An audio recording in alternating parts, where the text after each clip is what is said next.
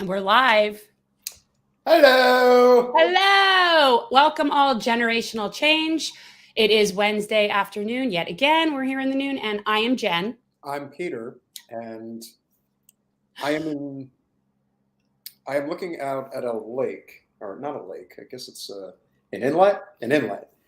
We learned about all those wonderful geographical terms when we were in grade school, so I'm seeing how well that comes back to me now. But it's good to see you. I will be. It's amazing, like two ships passing in the night. You're back in Florida. I'm out of town, but I will be back in town for our next show, which will be on Monday. Well, I won't even be here for the next two shows. So eventually, one of these days, we will we'll cross paths. We'll be here again Monday. What is it? 16th. Is that it makes it look like our show really has a lot going on because we've got, we're not just in studio together, we're in separate places, so we've got two screenshots going at one time. But obviously we've got a lot to cover today. It was a very interesting night, as you know. On the good side, three great things happened. First was Cori Bush, Jen's friend and former slave mate in Missouri's 1st congressional district in St. Louis, was able to win re-election against another monsoon of corporate money funding a state senator, I think the gentleman was, to try to unseat her. Didn't work. In fact, she won very easily. Rashida Tlaib won her re-election in Michigan's 12th, I believe, congressional district. And the AIPAC-led group by Bakari Sellers, I don't remember what the exact total was that they got thrown into the election, but it was a lot of money. Didn't work. And then, of course, the biggest one of them all, Kansas, state of Kansas, the middle of our country, by an overwhelming margin, I believe by almost 30 points. I could be a little off on that number. I haven't checked the final totals, but about 30 points, the Kansas voters voted overwhelmingly to codify Roe v. Wade. So that's a big deal. And I think that sort of sets a lot of precedent going into the midterms. I think the GOP, as I had said at the time, I think they bit off more than they could chew. I think they made a colossal miscalculation thinking that this thing wouldn't backfire, because now, even if you think it's just liberal women that believe that women have a right to choose, no, it's most women. Most women do believe in a woman's right to choose. The thing that I discovered over the course of this odyssey, if you will, of trying to take away women's rights, particularly that of body autonomy, which I thought was so very interesting, is the fact that so many men felt the need to share their opinion about this issue, that it was their right to tell a woman what to do with her body. And I'm just thinking, how that computes, I don't know. But it really says a lot about why there's this constant fighting that women have to go through when it comes to bodily autonomy, just rights in general. It really is amazing how many men think it's their right to control women. And so when a woman says it's just controlling a woman's body, no, it's just controlling women. That's all it is. It's just, they don't want women to have freedom. They don't want women to have casual sex. There's a lot of things that they don't want women to do. And so having this control, it really does make it does make a big difference when the votes don't lie. And in this case, it was overwhelming in their favor. But of course, the one bad note that we have to mention is the fact that congressional representative in Michigan's 11th district, Andy Levin, was unseated by Haley Stevens. They were both Congress people who had a merging district, but this district obviously became a very, very serious point of contention, because AIPAC decided to put $4.8 million behind Haley to unseat Andy Levin. And also, something that I discovered today, apparently Emily's List put even more money, to the tune of $5.3 million, behind Haley Stevens to unseat Andy Levin.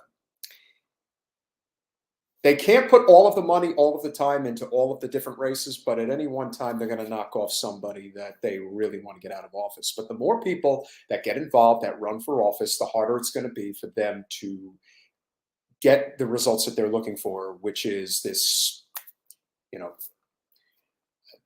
this unrelenting support of Israel and everything that they do. They can do no wrong. It's a really, really big problem. But with that said, Jen, are you still there? I think Jen may have hopped off for a minute.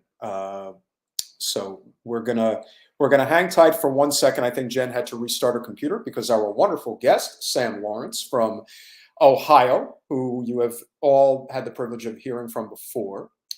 Sam Cow was also on with him. It's very inspiring when we see members of Gen Z running for office, especially state house seats.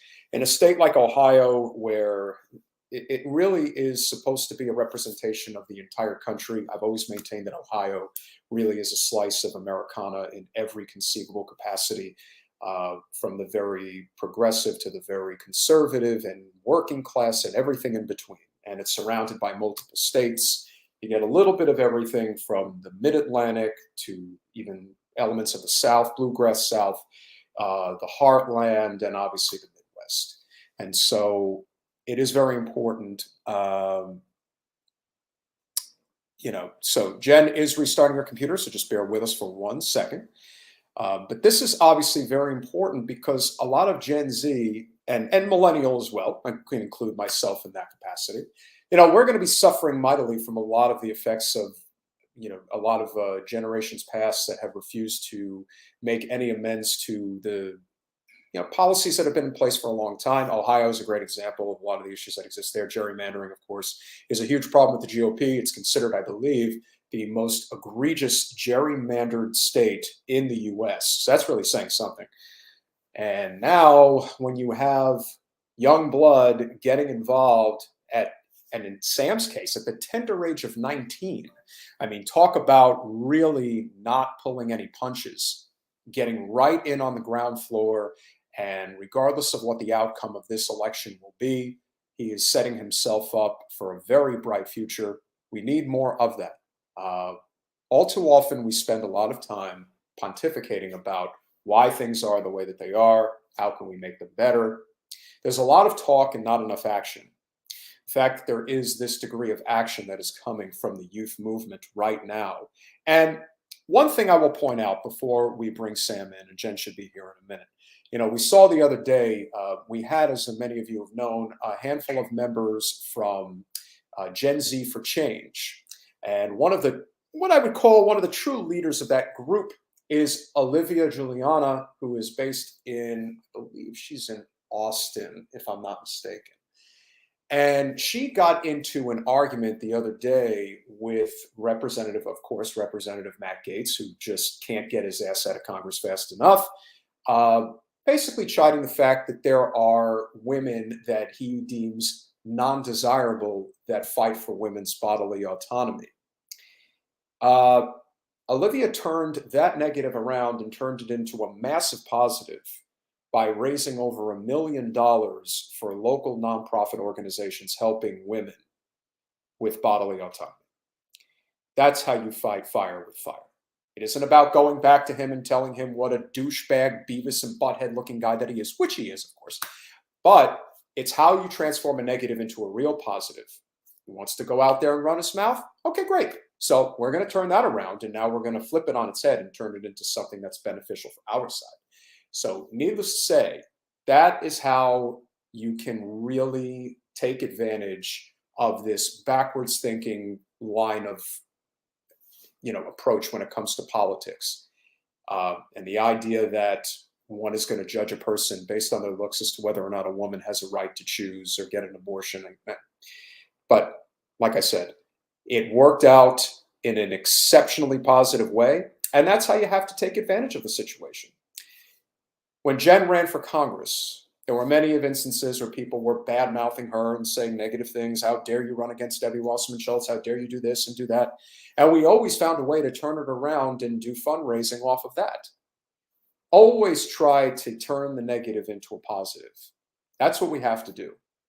Telling people, cursing them out, telling them that they're terrible, as we often see in social media, that it's just an easier approach, to basically get down. They say when they go low, we go high, or get down in the weeds with them. Not when it comes to issues that are really important to us that we're facing on a daily basis. It is infinitely more important that we fight this fire the right way, which is to basically show how these individuals are impeding progress. Not about telling them that they're scum or that they stink. It's about showing how their method and what they are advocating for is not actually helping. And it's it's more or less an indication as to what just happened last night, as far as I can tell. And obviously, with Cori Bush and Rashida Tlaib winning their reelection, that's important. Representatives, they do come and go. We know that. The fact that Kansas, blood red Kansas, which usually goes for the GOP, if I remember correctly, I think Trump won Kansas by like 70% of the vote. And the fact that you can almost flip that number on its head, and that is the number within which Kansas voted to protect a woman's right to choose. That's going to play major dividends going forward with a lot of other states as we hit the midterms. Now, will it have that overall effect when it comes to the vote? I don't know. Maybe it will, maybe it won't. But we're certainly going to find out. What we are going to find out now is just how much of an impact Gen Z is going to have. Because Lord knows our next guest is somebody who is doing a fantastic job in Ohio and is probably inspiring a lot of other people throughout the country to do the same. So without further ado, he is running. I don't want to get this wrong because I have a propensity to not get the number right, but I believe. Oh, it's just somewhere in Ohio. He's somewhere in Ohio. He's down. District 47, I believe, is the number. I just want to make sure that I am getting that correct. I don't want to not get that right. Yes, I was right. He is running for State House District 47 in Ohio. You know him, you love him. He is a Gen Z leader, if there ever was one. Sam Lawrence, welcome back to Generational Change.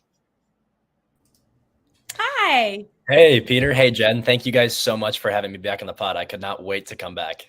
No, it's great. I'm sorry. I'm having technical difficulties. And because I'm the host, Peter sort of just stuck without access to do anything without me here. And I'm having serious technical difficulties. So I just want to apologize for that in advance. No worries. But Peter got to talk me up for a few minutes there. So I'm not mad about it. All right, good. How's it going?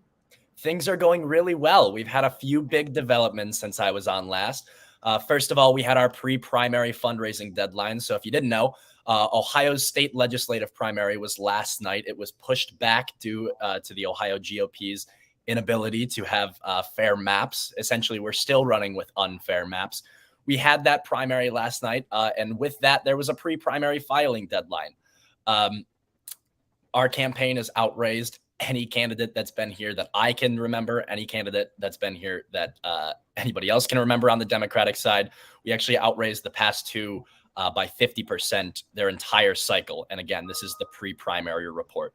Fundraising is looking really good. Also, we've pulled in a few big endorsements. I've gotten the support of both U.S. Senator Sherrod Brown and our own minority leader in the Ohio House, Allison Russo, whom I happened to work for last year. And then last night, we won our primary. It was uncontested. Would have been a hard one for me to lose. But those are just some of the things going on in my life right now. And it's looking really good from a campaign standpoint.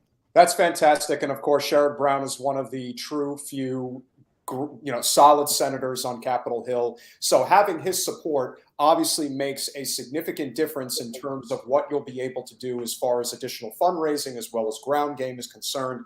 How are things looking, obviously, as we head to the general in just over 3 months' time? Just over 3 months. Things are looking good. And I think you're right. I do want to comment on Sherrod. Sherrod is a Democrat who proved he can win in rural Ohio. He's won Ohio for years. Again, Barack Obama won Ohio twice. It used to be considered a swing state. They did a study comparing the fringe counties of Cincinnati, Butler being one of them, to the fringe counties of Detroit. And the fringe counties of Detroit went bluer by double digits. So essentially, we need strong candidates to run strong campaigns supported by the top of our ticket and the top Democrats here in Ohio to win back these rural areas. To answer your second question, things are looking really, really good. Our team is massive. We are recruiting volunteers every single day. I'm meeting new people, going and really getting into the roots of these communities, whether that be going into somebody's living room and sitting down and chatting with them, grabbing coffee with local leaders, connecting with other candidates, even in my area. That's also one thing I want to point out. When we had Sam Cow on last time, we talked a little bit about how all of the candidates in Ohio were really connecting. That's only gotten stronger since the last time you guys had me on. We pretty much all have constant contact with each other and each other's teams. State House candidates like myself, all the way up to the top of the ticket with Tim Ryan and Nan Whaley. Building that coalition is extremely important, especially for non-corporate candidates. Having a slate that has a common goal really goes a long way. Cross-pollination. Not everybody can be in your district, but if everybody knows who's on the same slate, creates a greater pool of individuals who can phone bank and text bank. And that in itself makes a significant difference. We've obviously seen a lot, obviously over the past several weeks. I think last night was a great indication of kind of where a lot of things are going. The corporate establishment really tried to go to task and take out Representatives Rashida Tlaib just north in Ohio and in Michigan, and then obviously Representative Cori Bush out in St. Louis. It did not work. And then, of course, we saw in Kansas they were able to codify Roe v. Wade in a – I mean, listen, there are red states, and then there are red states like Kansas. That's pretty much blood red. And the fact that they didn't just codify it by a narrow margin, they did it by a wide margin. And to me, I think that says a lot about the direction that the country's going in. I'd love to see the vote splits in terms of the age of people who were voting. I would imagine that there was a huge turnout, regarding millennials and Gen Zers, among others. And now we look to what has transpired recently, as I had mentioned, about what happened with Olivia Giuliano as part of Gen Z for Change, and the way that she was able to take a very such an insensitive negative coming from we'll just say a really not so good representative in Matt Gaetz, but she turned it into such a positive that it really made an incredible difference. Where you're talking about somebody who could have just went back and gotten, 1,000, 2,000 retweets and 10,000 likes by making a smart aleck comment and saying, "Oh, I'm going to get you." No, what she decided was, no, actually, I'm going to make you pay for this, and he did. And so, what is your overall thoughts about what's been happening lately, especially with what I would call the surge of progressive-minded millennials and Gen Zers, as we've seen in the recent elections and the recent events? Yeah, Peter. I mean, I really could not agree more. Last night was a huge victory in a lot of areas. Kansas, obviously, being the most notable one. The polls were wrong, and a lot of the people looking from the outside in were wrong. I think you have kind of a mass awakening happening where people all across this country are realizing the Republican Party is aiming at one thing right now, and that is to take away as many of your rights as possible, especially if you are a woman. And that's just how it is. And it's terrible that that's the way it is. Obviously, unfortunately, Andy Levin was unseated last night, but you're right. We did have Rashida Tlaib, Cori Bush, others winning their primaries and going on to give us strong progressive candidates going into November. Yeah, as we're talking about women's rights, I don't know if anybody's paying attention to the chat, but I was seeing suggestions for vasectomy. So I thought I would chime in with a little promo for my husband's urology practice. So I put that number in the chat. Anybody in Broward interested? Give them a call. What is it going to take from your perspective? Because obviously it's going to be a huge, huge task. Certainly the better that, Congressman Ryan does at the top of the ticket for Senate will pay dividends. Obviously, the ability to get out the vote in the rural part of the state is going to make a difference. From what I've seen, Representative Ryan has been doing very well in fundraising compared to J.D. Vance. So that obviously will help with a lot of down ballot races, you would assume. So from your perspective, in terms of where the campaign stands right now, what is it going to take in order for you to potentially pull off what would be considered a significant upset, but one that isn't impossible as far as I can see? Yeah, and I like the way you put that, Peter, which is a significant upset, but entirely possible. When you look at all of the districts here in Ohio, so many of them are in really rural areas covering multiple counties. I've got a third of Butler County, which is the 10th most populated county in the state. So again, there is room to make up ground here. I also want to comment, I couldn't agree with you more. Congressman Ryan has been doing an amazing job. I get to connect with him anytime he comes down here to Southwest Ohio. But again, he is pushing us from the top of the ticket, just like we are pushing him from the bottom of the ticket up. What it takes to win It's going to take all of these components coming together. So obviously you can look at our pre-primary filing report and you can say, oh, he did pretty well fundraising. You can look at our ground game. All of the volunteers we're recruiting, all of the doors we're knocking, the events we're having, and you can say, okay, those are really good. What it's going to take for me to win is, first of all, this national attention we've garnered. We need to expand that. Currently, my opponent, Sarah Carruthers, she's barely on social media. She's barely anywhere. And so therefore, we are controlling the narrative. We can really, really tell people why she has been corrupt in office, how she has been corrupt in office, and how we have this fresh voice to kick her out of office. So again, I think the main thing we need to have going forward is just this momentum that my campaign has kept up. You're on mute, Jen. Good catch. I'm having so much problems today. I think it's really important that you're building this huge coalition. And I think like the fact that you're running for state office and you're sort of being able to cross-pollinate with the people that are running for federal seats, I think is really important. I think that it really adds credibility to the movement when people see a big slate, even if it's not an official slate, but they see this sort of like that this is a coalition of people. I think it makes a lot of people feel more secure. And I think it's a really smart way to go about what you guys are doing. Yeah. And in Ohio in prior years, you have kind of seen this trend where year after year, there would be less and less Democrats running in some of these rural seats. This year, we haven't got all of them, but there are 99 seats in the Ohio House, and we have got a slate. People are excited. The one thing I've seen and I've heard from people, obviously I did not have a primary challenger. A lot of my friends in similar candidates, my colleagues, they did. And that's something voters have not experienced. They've never had a Democratic primary. They've barely even had a Democrat. So again, reaching out to these people in areas where they might have been forgotten, left behind by the political system, but also ignored by our candidates. I think that's what's going to win us a state like Ohio. Yeah, I think that that's a really smart approach for sure. Excuse me, Declan, I know that's you. Please stop. Anyway, I know it's him. Well, I'm sure that the people that you choose to bring onto your campaign are probably more effective and cost less money. It is amazing how effective social media has become, particularly for Gen Z. Now, of course, the way that we see it, and I think that this is true for anything regarding social media and how you get to the most people. Twitter is basically how you connect with influencers, if you will. I don't think Twitter is in any way a reflection of where people actually stand. I think there is way too much of the Silicon Valley bot system, if you will, that affects, what gets promoted, what doesn't get promoted. But what I do believe is that Facebook is the best place to reach older voters. I believe that Instagram is the best place to reach the widest swath of voters. And I believe that TikTok is the best place to reach millennials and Gen Zers. What have you experienced using social media, and how has that played a role in your campaign? I am so glad you asked me that question, Peter, because I will tell you, I have been on interviews and podcasts and nobody asks about social media.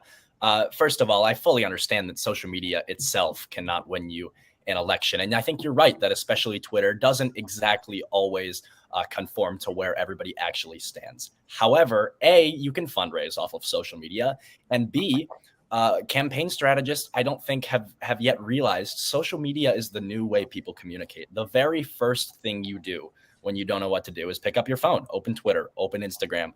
My campaign is extremely active on social media. We're launching our TikTok here in the next few weeks. Obviously, Twitter is our biggest platform. For anyone listening, my Twitter handle is Sam for Ohio. I would love if you went and followed it. We're almost at 50,000 followers. And again, that's crazy for a state representative race in Ohio. We are bringing the state and also this national attention to a race where if Sarah Carruthers was running on a national platform, she'd be getting bashed by every Democrat because she is so corrupt. However, we're not bringing the issues to the voters, or at least we haven't in past years. And that's what social media is helping us do this year. Yeah, so we had a question, and I think the answer is yes. But the question was, is Sam of the Bernie platform? That's an interesting question. First of all, I love Bernie Sanders. I think Bernie is, first of all, one of the most effective senators. That's just data driven. But second of all, one of my favorite senators. He and I might disagree politically on a lot of things. I would say he's traditionally a little more left than I am. But you also have to consider the fact I'm running in Southwest Ohio. I think somebody put it best when they said, you look like you've put together a campaign that's marketing a fairly left set of values as a common sense platform. We don't have to go all the way to the end. I'm fairly progressive, but again, if you can market these issues as what they are, common sense, then you can get across party lines to independents and even some Republicans. So am I of the Bernie platform? Yeah. No, not totally. Do I agree with Bernie Sanders on some things? Of course. I think he's great. Right. I mean, you're of the idea that people should have a living wage in healthcare. Of course. Okay. So that I think that's what that person was kind of getting at, because for me, it's, do you believe we're entitled to healthcare? And do you believe people are entitled to a life with dignity? That's how I view the Bernie platform in general. Not every policy, not, every specific thing, but are those your values? I think it's interesting. And I think, first of all, I will push back a little bit because I think it's good to have these discussions. I'm not the biggest fan of Medicare for all right off the bat. I was a big supporter of Pete Buttigieg in his primary Medicare for all, who want it was his platform. And essentially what Pete said was, if this works like it's supposed to, essentially it will eventually transform into Medicare for all. Once everybody realizes that this government option is better than private healthcare, it'll also fuel competition in the market. That's more of a national issue and less of a state one. But of course, for those who don't have access to healthcare, underinsured, uninsured, yes, the government needs to be doing everything we can to get them the healthcare they need. Yeah, I want to remind people, we're about non-corporate candidates. And I've said it all along that if people are running to represent their constituents, they don't need to agree with us on everything. They just need to be representing their constituents. And so I think that, and especially in places where we really need to reach across to the right populist side of things, that, the people that are more conservative but labor oriented. And this is very important. So I don't have a barometer like that. Obviously I'm hoping that as you grow up and as you wisen, that you will understand some of these things. But I don't have any problem as long as you're not taking corporate money. It's all good with me. That's the three unifying issues of our time, no matter where you stand on the political spectrum, is being able to live, which means a living wage, being able to have health care, and dealing with this climate crisis. And if you can unite behind those three, I think it's very easy to get where you need to go.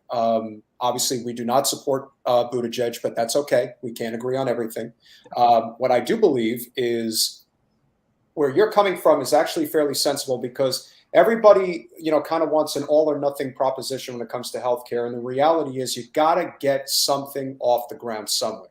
Now, whether that is a public option, which is something we should have had over a decade ago, whether it is pushing forward a statewide single payer healthcare system in a state like California, New York, obviously the work that whole Washington is doing in Washington state is absolutely phenomenal.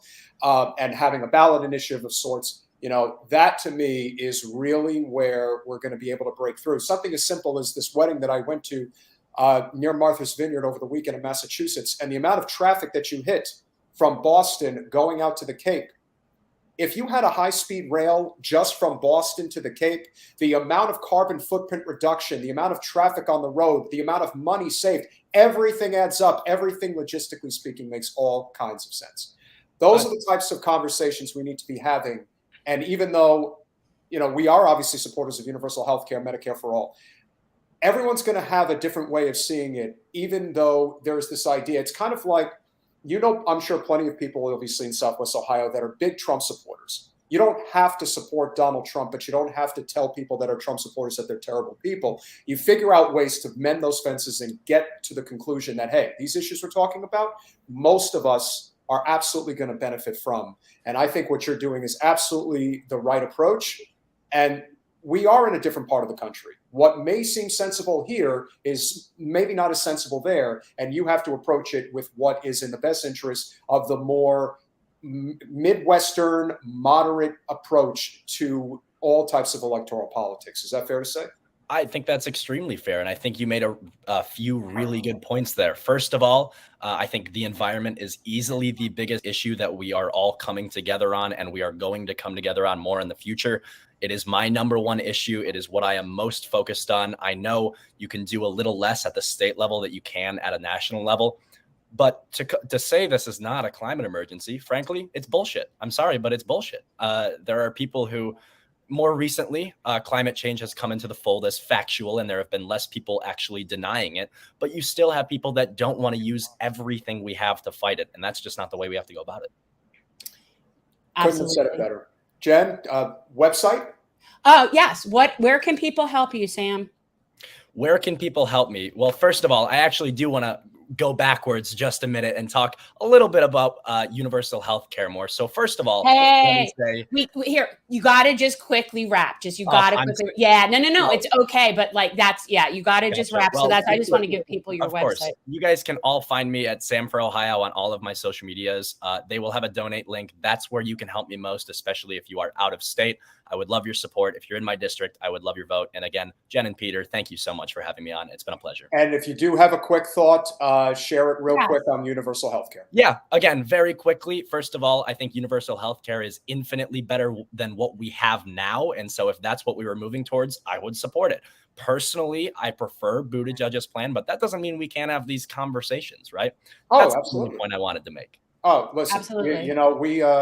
We do everything in our capacity on this channel to be as nonpartisan as humanly possible. I think it's essential because it's the only way we're going to get where we want to go. If we find reasons not to get along, then that's all the more reason why we're not going to get to where we need to go. But with that said, we very much appreciate you always coming on. You're doing fantastic work out in Southwest Ohio. We definitely look forward to continuing this conversation going forward. And guys, go to sanforohio.com, lend a hand if you can. And I have no doubt you'll come back. You'll come back as a state. As we get closer to the election, let's definitely have one more conversation. I would love that. Thank you, guys. I appreciate it. Bye, Sam. Thank you, Sam. He's lovely. I swear he looks like young Leonardo DiCaprio to me. He really reminds me of Leo from the Growing Pains I'm sure he will show. Appreciate that. Guys, listen, what you have to understand is that if our attitude was, oh yeah, Buttigieg, that's exactly who we're getting. No, we can agree to disagree.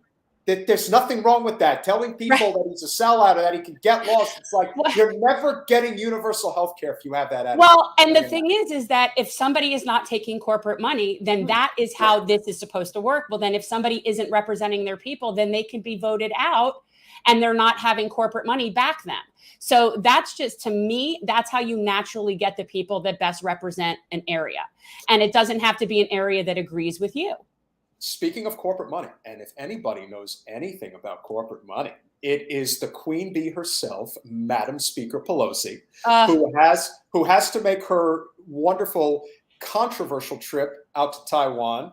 I have no doubt, as Jen and I were talking about last night, that it is all financially motivated. Why the hell? Well, she needs to raise the money to get the husband's. He's being prosecuted today for his DUI. So, you gotta, those semiconductors. It's a really important thing. I mean, maybe the CHIPS Act can't go through otherwise. But hey, if we start World War III with China, what's the big deal? At least we'll make a few $100 million more, right? So, who better to come on and talk about this than somebody who we consider to be one of the great journalists, and we use that term very seriously. Because there's very few of them. So just saying. Indeed it is. But as you know, he is the editor of Shadow Proof. He has been on multiple times before. He's a kick-ass guy. You know him, you love him.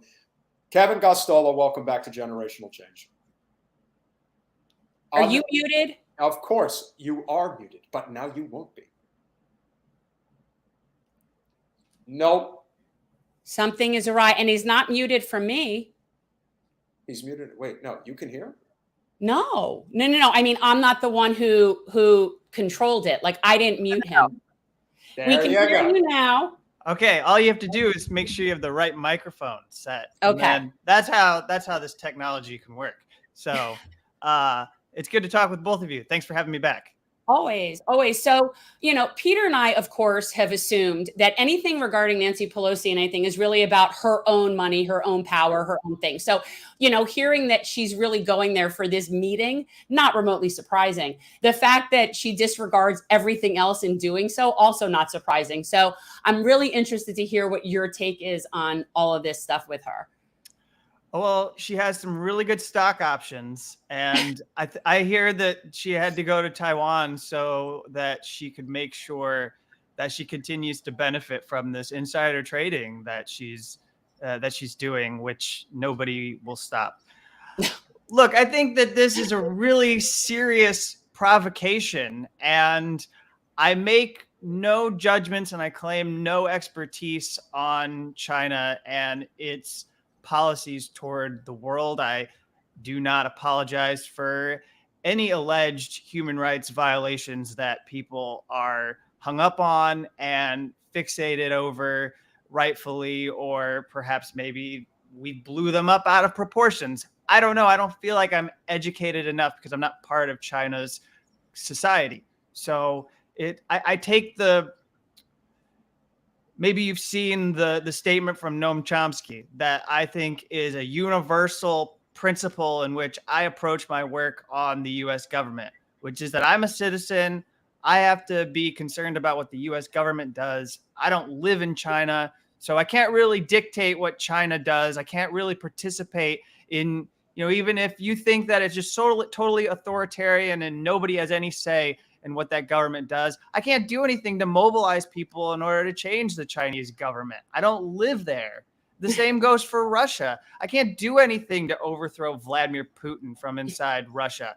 So all I can do is look at what the US proposes as a way of dealing with or countering China or existing with China. We all have to recognize that China has as much power, if not more power in some degrees, than us. And I believe what I find to be the most dangerous about what Nancy Pelosi did, and I said this in a tweet that I shared, which is that we're unwilling to recognize the limits of our power. And I think we really are coming to the end of a phase. And what the US is unwilling to recognize is that we have a multipolar world now. And what we've seen with China, and I would argue that this is a continuation of something that is really troubling that was unfolding between January and February before Russia invaded Ukraine, is that we do not have this willingness to show restraint, and we engage in these provocations. And when powers react in the way that you would expect that they would, we go, oh, we didn't do nothing. What are they doing? Like, we act like it came out of the blue that they are reacting to something, even though all along there were warnings from experts that this would provoke a response and that we would have to deal with it and that there would be consequences for our actions. But it just seems like Pelosi, I'd say the Biden White House, since they did nothing to stop Pelosi, even though the Pentagon, people should know the Pentagon themselves said that this was a bad idea for Nancy Pelosi to get on a plane and go to Taiwan. And she did it anyway. And so the Pentagon didn't stop her, even though they made this warning. The Biden White House wouldn't get on a phone, wouldn't even make a phone call to Nancy Pelosi and tell her, don't go to Taiwan right now. That's a bad idea.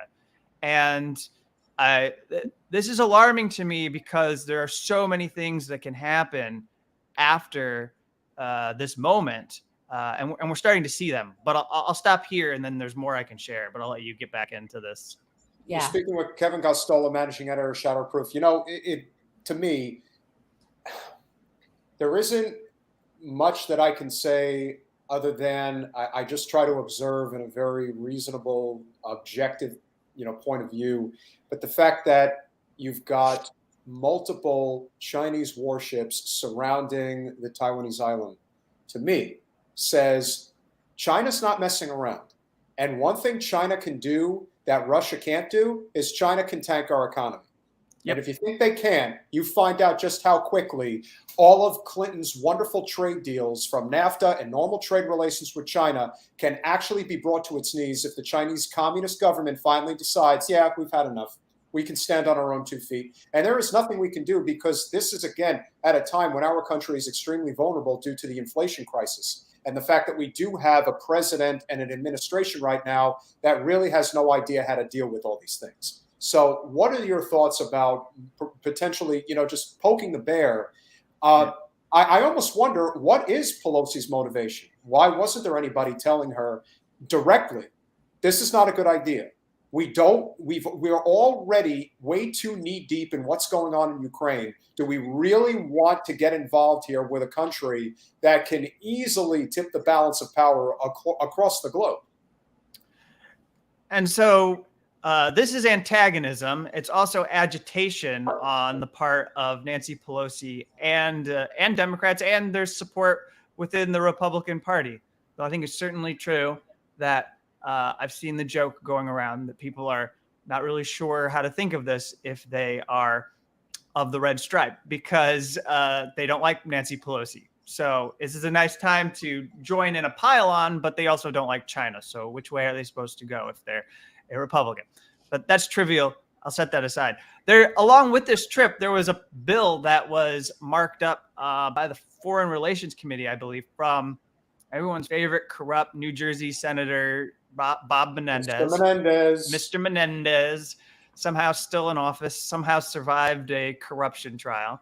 And then there's Lindsey Graham. And together, Lindsey Graham and Menendez have revealed or unveiled this Taiwan Policy Act. I just made a few notes here because I think this was important to get in here, because they've added that they're going to increase military support to Taiwan. So we're going to see more of what we've seen with Ukraine. And they always say it's just for defense. It's just for defense.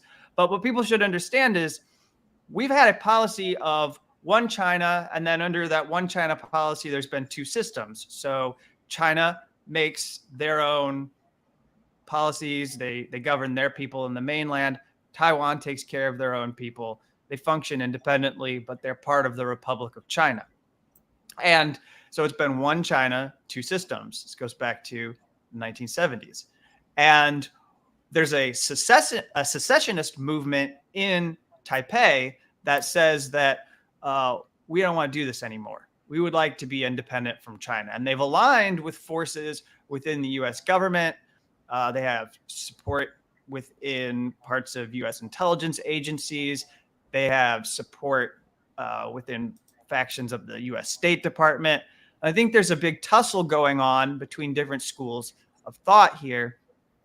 And they're trying to pull the U.S. in this direction of throwing their weight entirely behind this secessionist movement. The problem being is that it'll upend the status quo that has really kept things stable through that part of the world, and I'd say the entire world, for a number of decades.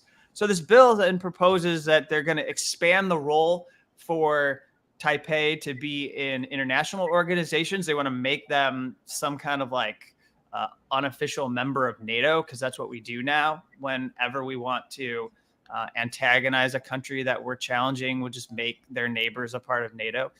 And then they want to outline when Beijing would be sanctioned if they cross, whatever line. It's ambiguous, but it would basically force a president, whether it's Biden or whoever is elected after he's no longer president, then someone would be required to impose sanctions on China, which of course then sets off the kind of responses that we've seen from the Russian government. It also sets off the kind of responses that we saw when Donald Trump was claiming that he could win a trade war, which is one of the most ridiculous, nonsensical things that we had to sit through. And it failed. It utterly failed. He said he was going to create jobs. We lost 200 to 300,000 jobs.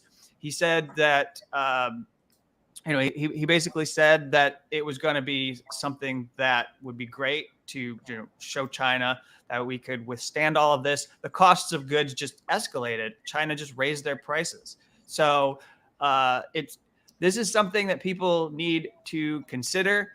And what I'm troubled by is, to me, I'm a realist, but not in the sense of like somebody who believes in the project of the United States and our quest to dominate and control all parts of the world. But I really and truly believe that whatever we do is going to invite a reaction. And so we ought to recognize that if we're going to do it, that those come with a set of consequences if we're going to go down particular paths.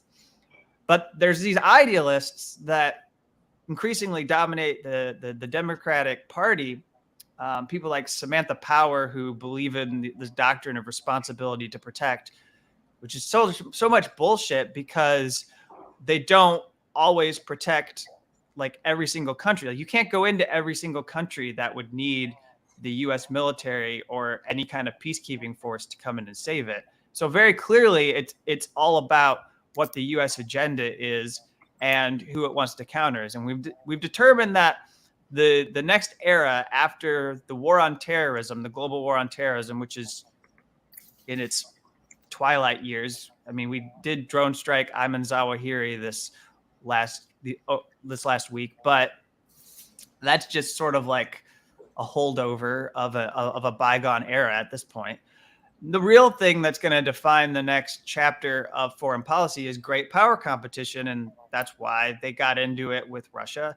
That's why it seems like that's not good enough, that they're going to do what military contractors and these the weapons companies want, and they would like to be able to arm Taipei and invite conflict. It just does seem like, there used to be these red lines that would hold back what officials would do in U.S. government, and now that doesn't deter it. It doesn't discourage. It's almost like, oh, there will be conflict, and that's what we want, because there will be opportunity. We'll be able to profit. There will be more clarifying moments.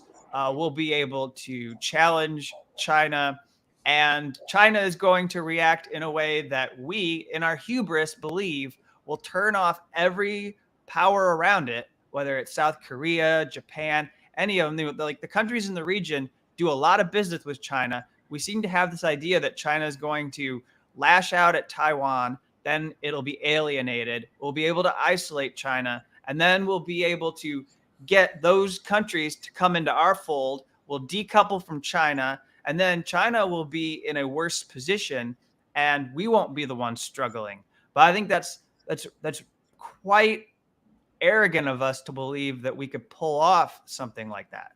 Well, I find it interesting that in one little piece there, you said two very important words, which are hubris and arrogant, and that is the ultimate downfall of the empire. So, we're watching it, but what's interesting is people look at this Nancy Pelosi thing like, oh, that's so provocative. Well, yeah, it is, but so is the fact that we have warships like lining China and Russia all the time. Like, people don't really understand that we're always provoking those countries. Always. We are waiting for one of them to do something defensive. We will claim it's offensive, and that will be our manufactured consent. So we sit there on their borders, egging them on all the time. So to me, the Nancy Pelosi thing is sort of the last straw, potentially. And just the total arrogance of her willingness to just go do that. This is up there with me as when Trump decided to move the embassy to Jerusalem. Yep. And this is one of those things where you're just going in completely tone deaf. You're not getting the situation, and you're just doing what you're doing, thinking, I don't even know what. Just total arrogance. And no one can touch her. I mean, she's just sitting there committing insider trading openly, and nobody does anything. So, why are we surprised that she would go and instigate a fight with China? Yeah. I don't know if you've ever heard the kind of joke that Medea Benjamin makes from great activist Code Pink. But we're always worked up about China having their warships in the South China Sea. China warships in the South China Sea. Like, they should be able to be in the South China Sea. And she just repeats that over and over again to emphasize the ridiculousness. And, as an American, it's kind of an odd thing for me to get worked up over China having warships in bodies of water surrounding their country in order to assert their power, when that's exactly what the United States does throughout the Caribbean, throughout Latin America, as well as other parts of the world, and including in that area. And it's not like we have any claim to that region. And my personal belief is I'm not trying to cop out here, but my personal belief is, if they want independence, that's something for those people to fight. And I don't know if they can have it, but if they want to be liberated, that's That's their struggle. And I'm not trying to just be a total like Rand Paul libertarian here, but I'm just saying that it means something if we're going to commit to it. And I mentioned before I came on the show that there's this really good whistleblower named Franz Gale who was actually punished because he wrote op-eds for a Chinese state media paper. I think he was on their payroll. He was still in some way doing something for the Pentagon. And Franz Gale is actually a really well-known whistleblower because during the Iraq War, he stood up to Donald Rumsfeld because the mine-resistant vehicles, the tanks that were being deployed to Iraq that had soldiers in them, the Pentagon knew that they weren't outfitted well enough to protect soldiers when IEDs blew up, but they weren't doing anything to change the armor so that they could protect soldiers.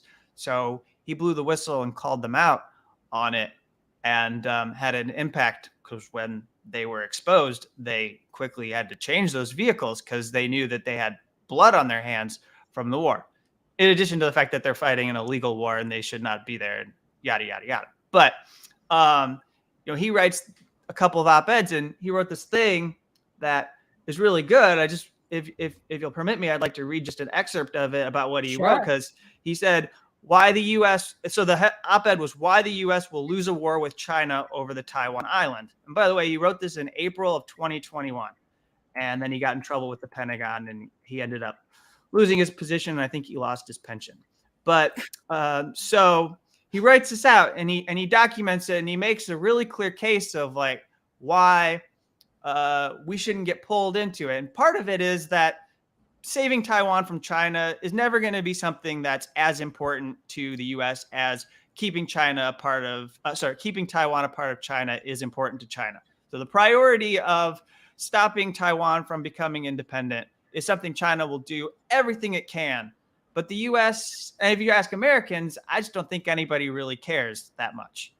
And so he says, another problem is the U.S. has never paid an existential price for violating another nation's sovereignty, leading to our smug sense of military invincibility. However, with Taiwan being a core Chinese priority, that would be a fatal miscalculation. And then, he goes on to note some of the history with Taiwan, and he says, in the end, the prosperous Taiwan people will make every effort to wag the American dog, but Taiwan's fate poses no existential threat to the U.S., and the U.S. should not fall into the trap of paying for their hubris with American blood. However, in view of the violent political polarization of the U.S. at home, an ill-advised foreign war with no path to victory would only serve to accelerate America's decline. So he goes through this and he documents what's going to happen. And then he wrote a separate op-ed about how accompanying whatever plans the U.S. war machine and foreign policy hawks have for China, that they're also going to have to other these people who are here in the United States. And he writes about how we're going to see the demonization of different demographics of people who are linked to China in order to create that fertile ground so that they could justify action. We've seen that with Russians. It's happened. I actually objected to it because I don't really believe that they hold the kind of power or cultural position that everyone would think. But we started banning athletes from playing sports because they're Russians. We started banning musicians from playing in orchestras because they're Russians. We started saying if you're an actor or filmmaker, but to me, that just isolates us and makes us more divided as a people. Those links are supposed to help us de-escalate and prevent wars from becoming perpetual. And my whole objection to everything from Pelosi on down is that it seems that we are in a world now in which the U.S. demands that we have permanent war with some country. And it is that future, that was laid out by George Orwell in 1984 of always being at war with Oceania, or finding some country that us as a people can always be fighting.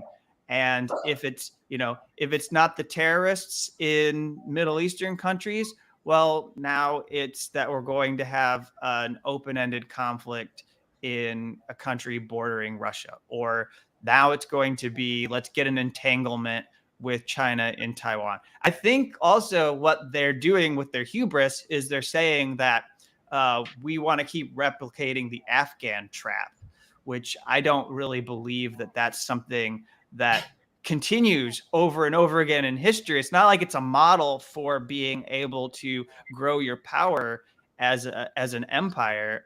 And by Afghan trap, I of course mean that the Soviets go into Afghanistan, and then you've got senators like Charlie Wilson and other people who are sending weapons to arm the Mujahideen, who then later on become part of the terrorist problem. But that we're helping them and we're pulling Soviet Union into Afghanistan. Well, that's what they were trying to do in Ukraine right now. And they are gambling that Russia's going to get bogged down in Ukraine.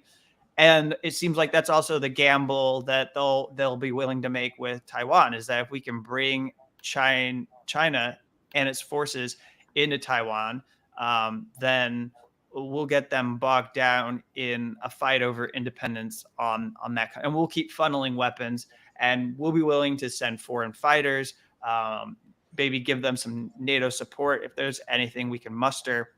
But, it is crazy to think that while you have what's unfolding in Ukraine, we would get to a point where there would be a parallel war happening in Taiwan potentially. But it could happen. I mean, we should take this all very seriously. Everyone's acting like, oh, well, China doesn't really want a bloody war. They're not going to do it.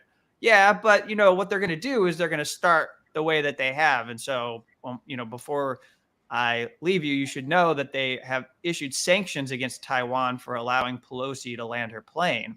And that means that they're no longer allowing, I don't know what this means for Taiwan, but I'm just going to say it. And at some point, maybe I'll figure out why they're not allowed to export natural sand anymore to China, but they banned that. I guess that might be an industrial thing. No, apparently there's a sand shortage. That's becoming a problem now for all of these man-made islands. Well, like the city of Dubai, and then of course, in Dubai, and then of course the city of Miami, because of the sea level rise crisis. This has been going on for years, where they've been importing sand to negate, how much water is going to recede into the land, which is completely pointless now, because anytime it rains for any extended period, it floods in Miami. And like Jen has pointed out many times, if we were to deal with a Category 3+ hurricane to hover over Miami for, I don't know, a day. Oh, I don't even think it needs to be a hurricane. I think it's the same as what happened in New Jersey with that superstorm Sandy. That wasn't even really a hurricane. Well, that was on like a Category 5, but but it doesn't. The point is they're moving slower now, so it doesn't even matter how heavy they are, because if we had even a 1 sitting over us for days, the sewage would be flooding the streets of Broward County. Like the destruction would be way bigger than people. They only think it matters if the winds are really strong. I don't think people really realize just how dangerous it is to allow leadership like Biden, Manchin, Pelosi to continue, because basically people that are, especially Pelosi and Biden, that are in the twilight years of their lives, they do not care.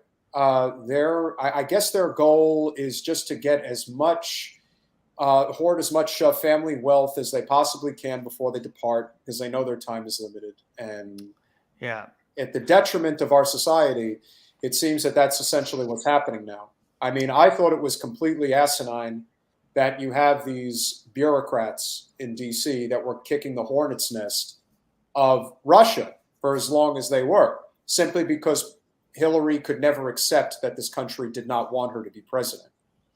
And that's on top of all of the legitimate, and this is the other thing that never gets talked about.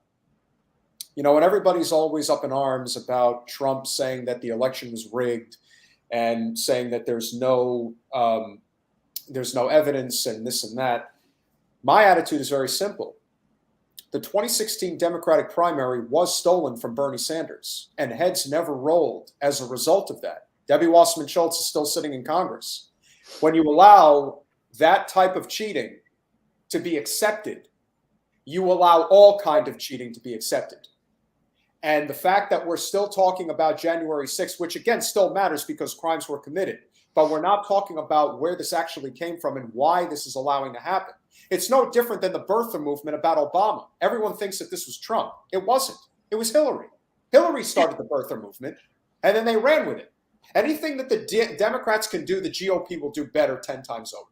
They'll take one idea and just go run with it. And so right now, all of these distractions, all of these things that are happening, while we are divided in a lot of ways, the unification between the two parties, the fact that it was bad enough that Pelosi is doing this, but that you had Newt Gingrich on national television saying, this is a good thing, that should scare the living shit out of everybody.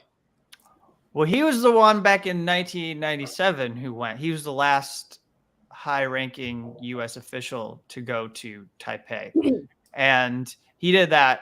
But what the experts are saying, I also just like to give a nod to responsible statecraft. That's where I went to do my studying before I talked with you so that I could sound more like an informed person.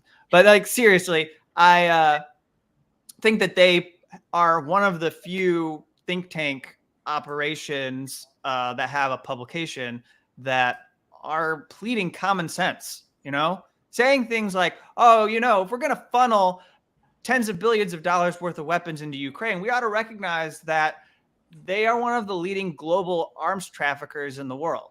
And that comes at a risk. Like those weapons are going to get sold on black markets and appear somewhere, and they might be used to kill people, not necessarily in Ukraine.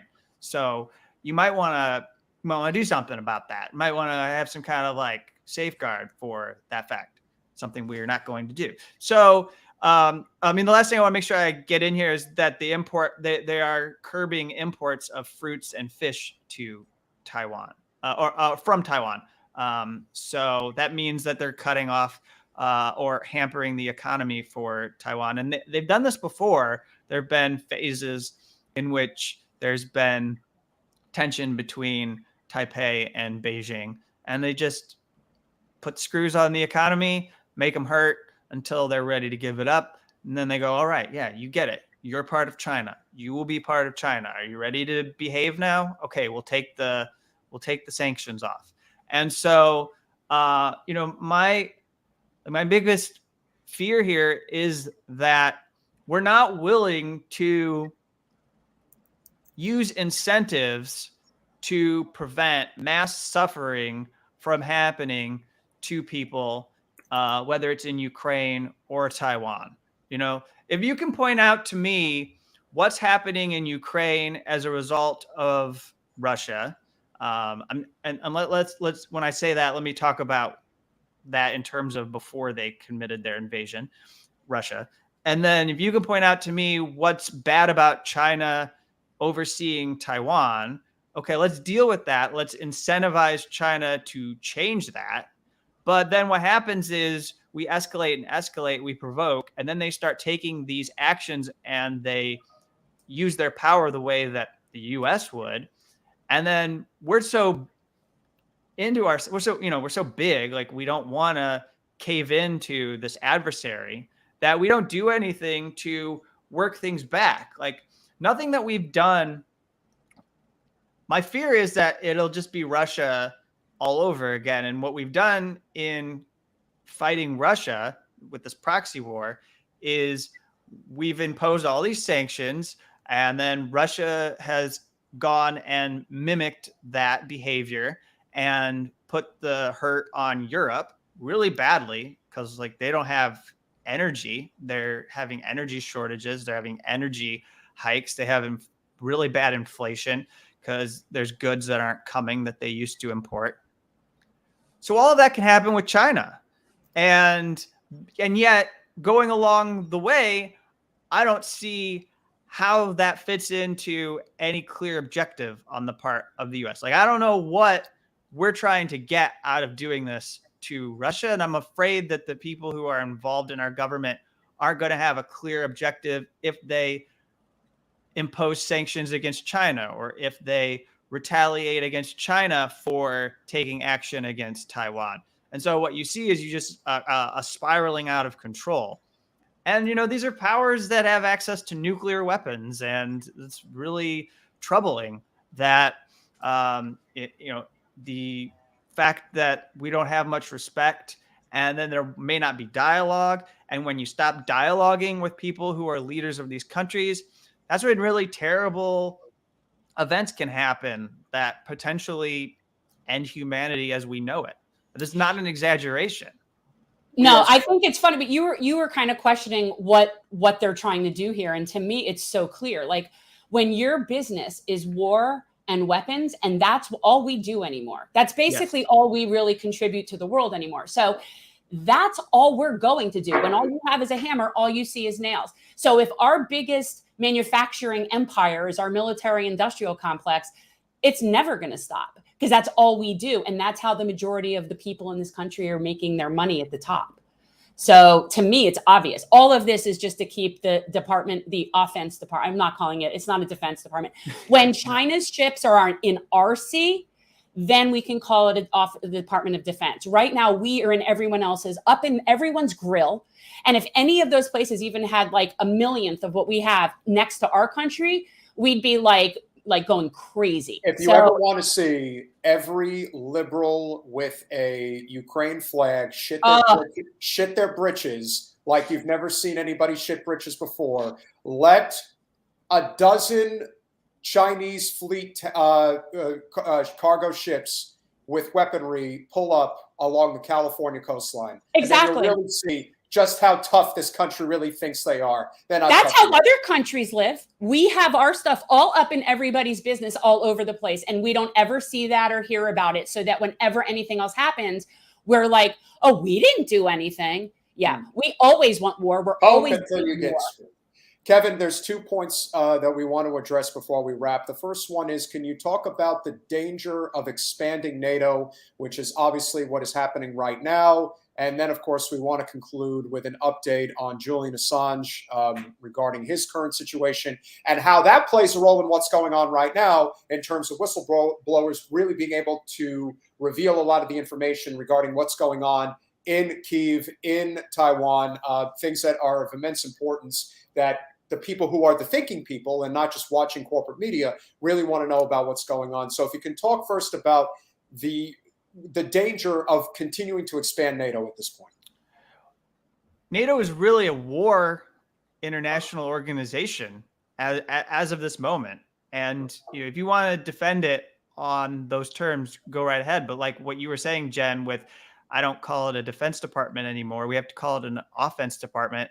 It's not like NATO, when you look at its history in the lead up to Russia's invasion of Ukraine, it's not like they were just laying back as like UN peacekeeping forces ready to deploy to the Congo if they heard that there was like mass rape happening and they have to go save a people from being terrorized by some militant group. No, actually, like they were deliberately moving and picking off different countries that used to be part of the Soviet bloc.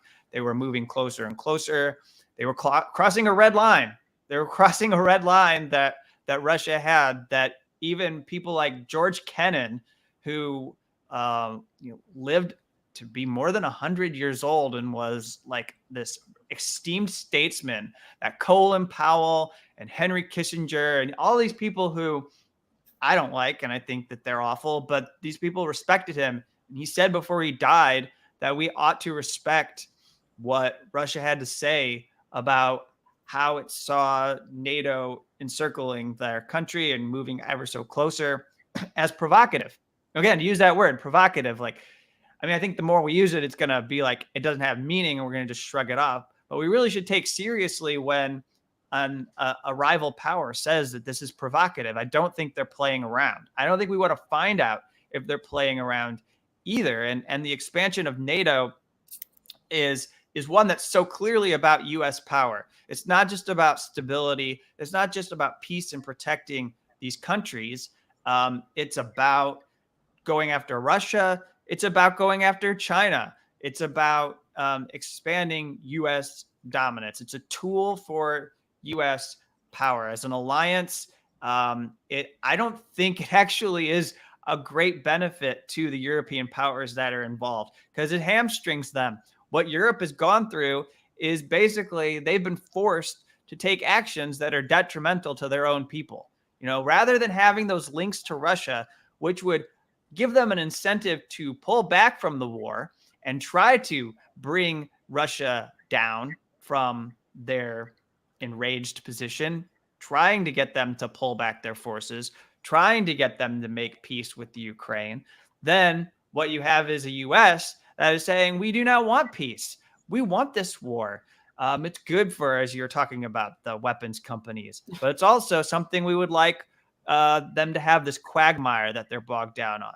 And so then Europe, which has its own interests that are different from the U.S., is basically kneecapping itself because it can't have Russia trade. It can't have these links. It can't have peace. It's told that is off the table for the moment and that they have to reorganize their entire societies in Europe. And that's just so that they can protect their cooperative relations with the U.S., that U.S. and Europe relationship.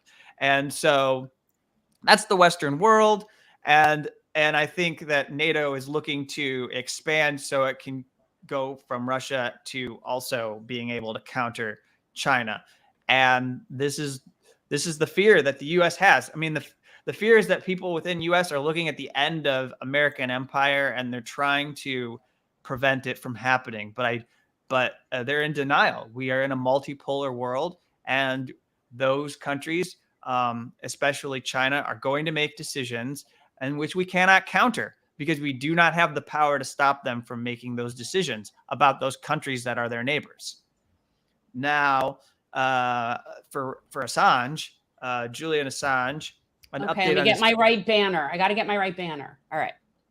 Continue, please. All righty. So Julian Assange, still in Belmarsh, still languishing as a jailed journalist, unfortunately.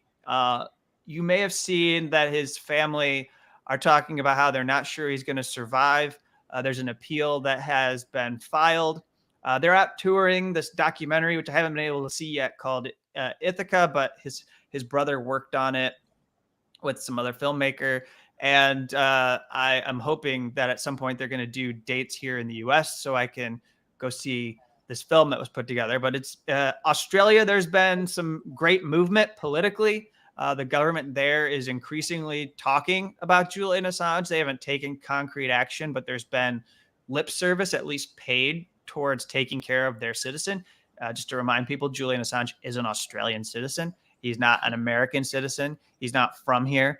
It's one of the most ludicrous parts of this case that we think we can impose our law against Julian Assange. Like he has to follow U.S. politics, that he has to obey orthodoxy, that he has to, do what Hillary Clinton says. And if he doesn't, then he should be prosecuted by our Justice Department. So that's still something that boggles my mind. There are 2 appeals that have been filed. I'm not looking forward, but in the future, I'm going to cover those hearings. I would suspect the High Court of Justice has to decide to take those appeals, but there's one against Home Office Secretary Priti Patel, who's just, as bad as Nancy Pelosi, if not worse, as a human being. She's bad. She was deporting people to Rwanda, immigrants in UK to Rwanda. There was a big crisis over that. She's an awful person. And so there's an appeal over how she handled and approved the extradition request. And then there's a separate appeal that involves the initial judge's decision back in January 2020. Right. This is where it gets confusing, but I'll wrap up. But just to say that it gets confusing because that judge did spare Julian Assange's life initially in in on January 4th, 2021.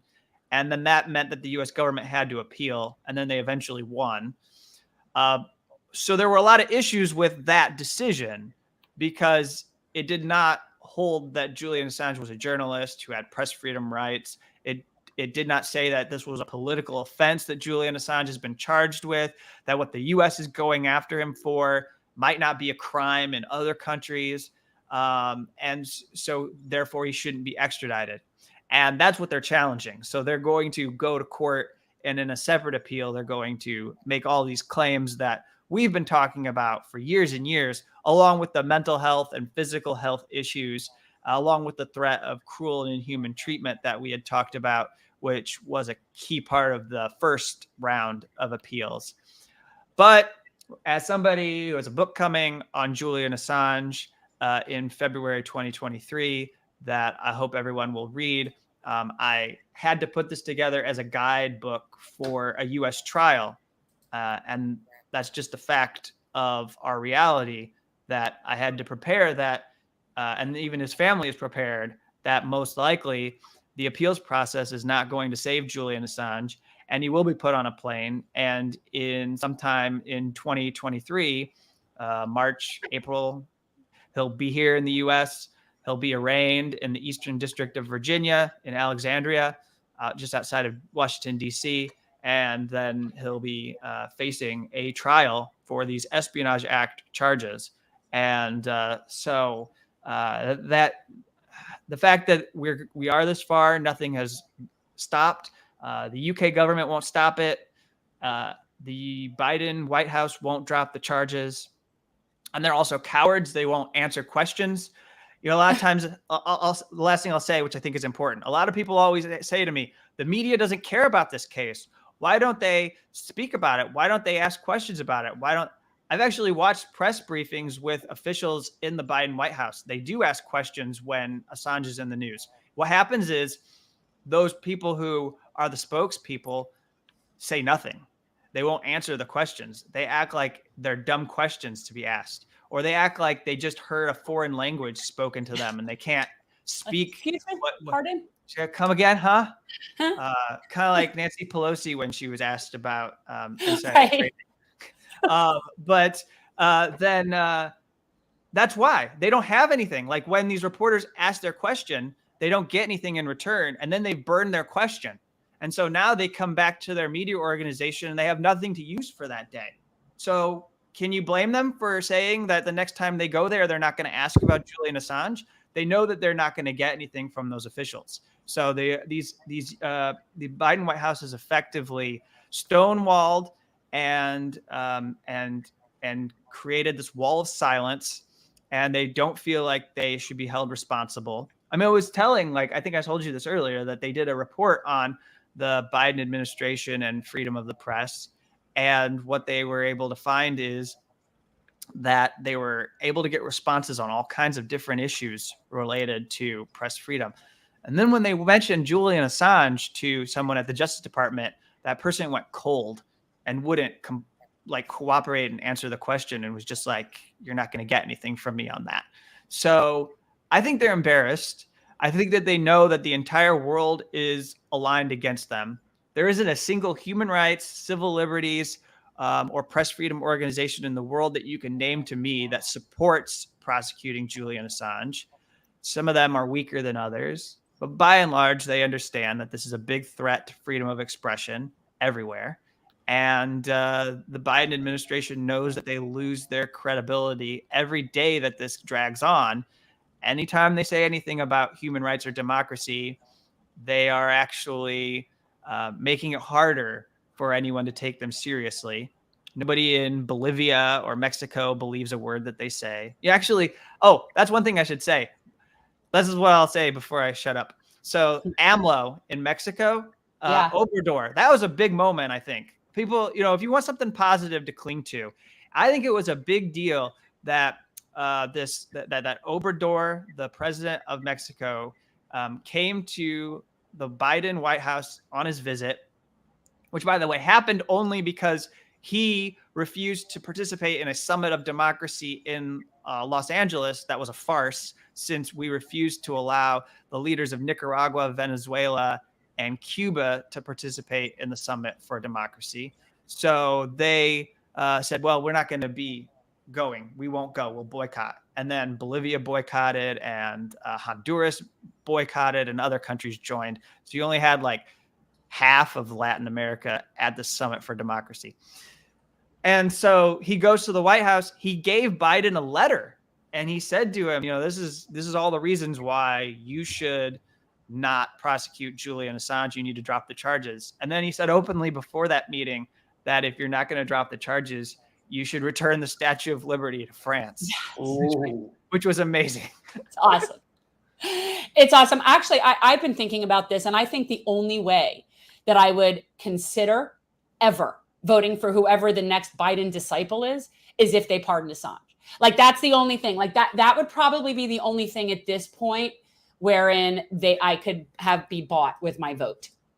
Because I don't believe them on anything else. So if they were to do that, it would at least be, tangible. So yeah, to me, that's like the biggest issue, and nobody in, any position of power seems to be saying or doing anything about it. Yeah. I think it's still stunning to me. I mean, it's still stunning to me because you have the precedent of people in the Obama White House, and the Obama Justice Department who recognized that they should not go cross this line.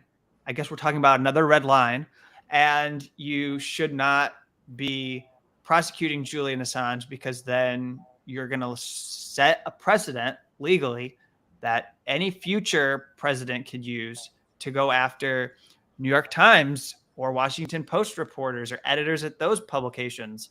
And I have a very real world example. I put this in my book. So you might recall that Donald Trump got angry with the Pulitzer Prize board because they gave a Pulitzer to all these Post reporters and New York Times reporters that worked on stories in 2017 on Russiagate.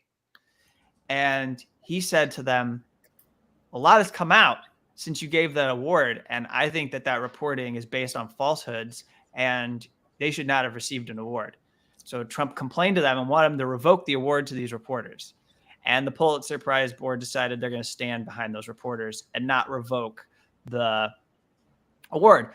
But I use this to illustrate the fact that whoever is the next Trump disciple, or whoever is the next extreme far-right fascist Republican, may not stop at calling the press enemies of the state, may actually go a step further, whether it's Mike Pompeo or somebody else, in having their Justice Department go after reporters in order to stop them from doing reporting that exposes what the administration is doing, especially if they feel like, the language of the Espionage Act is one in which I could easily see a Republican explicitly manipulating. It's anyone who will publish information with the intent to cause injury to the United States. And you could see an administration under a Republican, I could even see a Democrat, but I think it would start with the Republicans of saying, I'm the United States. I am running the United States. You are trying to injure my administration. Ergo, you are trying to damage and injure the United States. So I must indict you and charge you with violating the Espionage Act, which is a seditious law. So that's all these are. This is a law left over from the early 1900s when they went after people. It's an anti-communist law, and it was used to go after the left wing primarily. And so this is something that you could easily see a Republican go after establishment reporters. So we can't sit here and pretend like they're safe. And so all the people in the Obama White House knew that, in the Obama Justice Department knew that, and many of them came back with Biden. Some of them got even better jobs than they had when they worked for Obama. And yet, I think it shows you the creep in our society that, like, we've had this drift more and more towards fascism. And it's still stunning to me that people don't always have the epiphany in their minds that they should. When we look at how there are people in the Republican Party who are leaving the party to become Democrats because it's getting too extreme. But then the Democratic Party doesn't move in a more sane direction. It actually keeps on drifting further and further toward the right. So all we're saying is, instead of having a center left and maybe a right wing party, we now have a right of center party and an extreme party. No, you have a right of center party, and then you have a right wing party, or a fascist party. You have a fascist party, and you have a right of center party. I don't even consider them right of center. And based on most of the metrics that are done around the world, the Democratic Party as today is a right-wing party. That's true. Can I just say something? The problem isn't so much that Assange or people are being charged with these things, right? That's a problem. But the bigger issue is that truth is not a viable defense.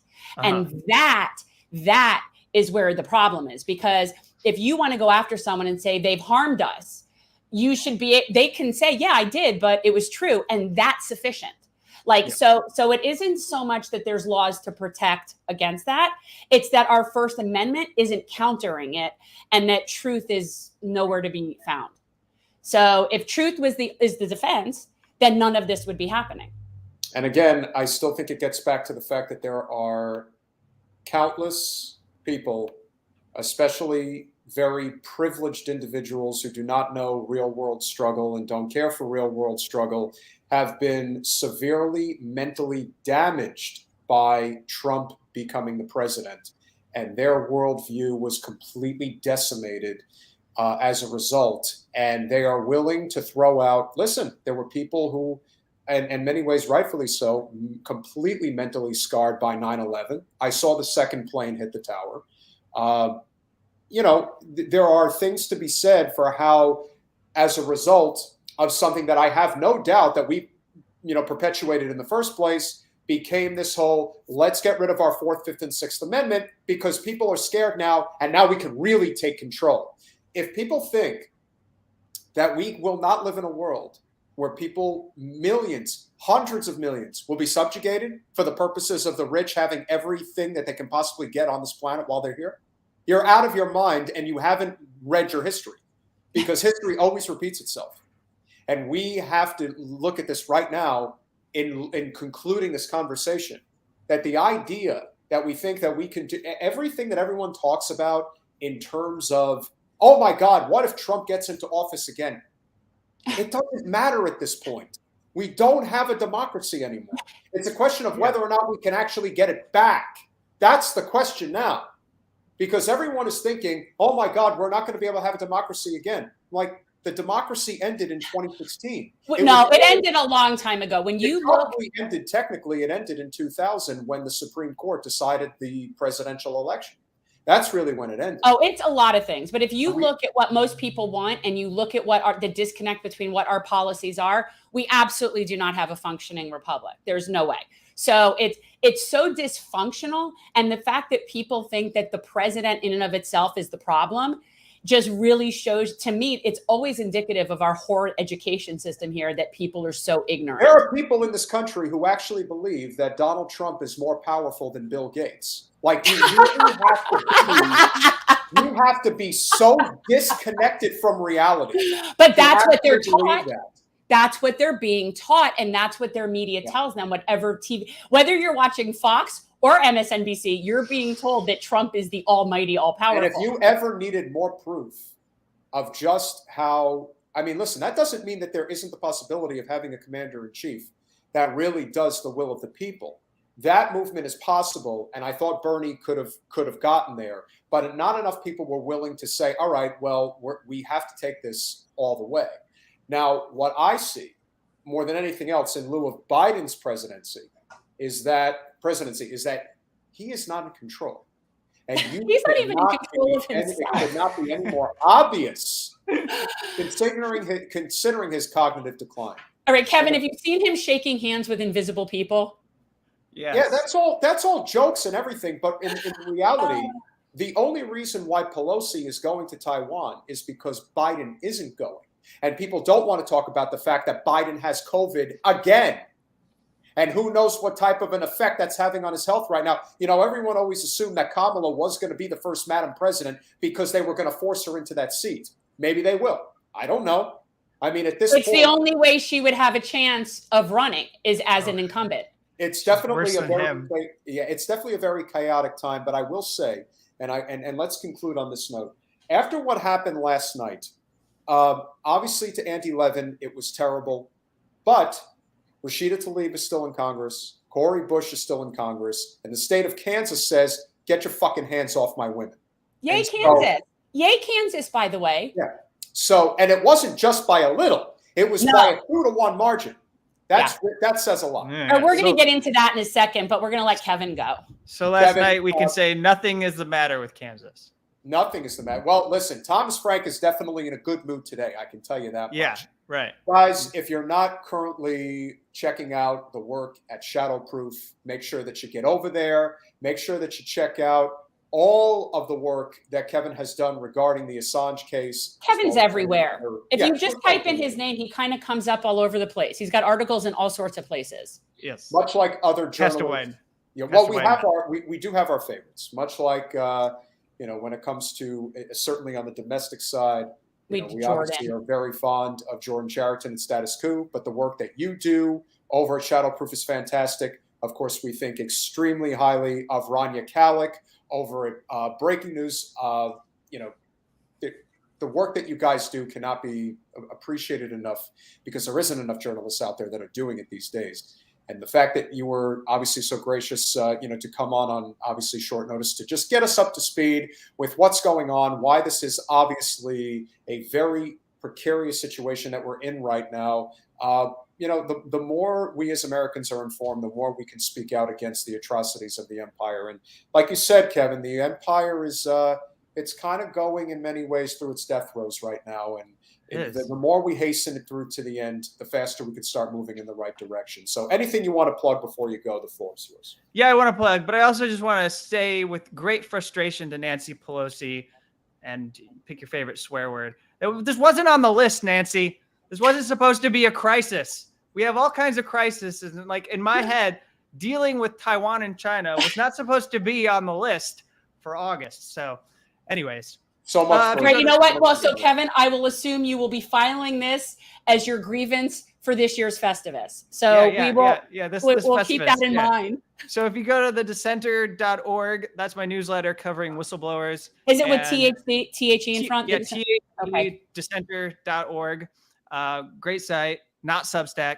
And also I do the show with Rania Kalik, Unauthorized Disclosure, which just became a part of the Dissenter because I had people complaining about Patreon. So I'm really excited about that and continuing that work. And I thank you for having me on your show.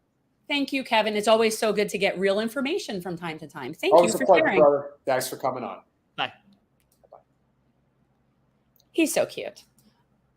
We need to talk. We need to briefly talk about the Kansas thing because I thought that I had been telling you. Well, I'd been telling you. I told you. Hold on. Before you continue, scrolling banner to the bottom and just hit the like button, please. Did you get my text, by the way, that I Yes, sent you I a few did. minutes ago? Okay. Okay. I will make sure. Okay. Oh, sorry. Wrong one. Peter likes it how he likes it, everybody. I got to get the right scrolly. All right. So when I saw this in Kansas and people are being very surprised because you would think that it wouldn't be that wide of a margin. Like they maybe would have thought it would have been closer or maybe not even happen.